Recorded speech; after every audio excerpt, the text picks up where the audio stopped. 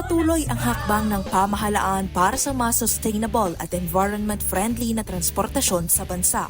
Ayon sa Department of Energy, mayroon ng 912 electric vehicle o EV charging station sa buong Pilipinas ngayong taon.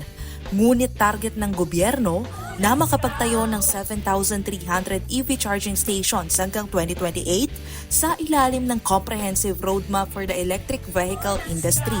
Ngayong taon, maglalabas ang DOE ng bagong guidelines para sa mas maayos na pag-install at operasyon ng EV charging stations, tulad ng paglalagay ng charging station sa mga gasolinahan at parking areas at pagsama ng EV infrastructure sa power grid plants.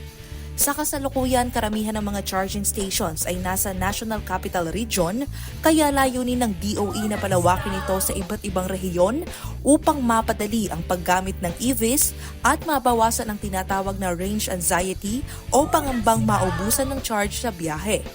Bukod pa rito, nagpatupad na rin ng gobyerno ng bawas taripa at exemption sa number coding para sa mga gumagamit ng EVs at para hikayatin din ng publiko na mag-switch na sa electric vehicles.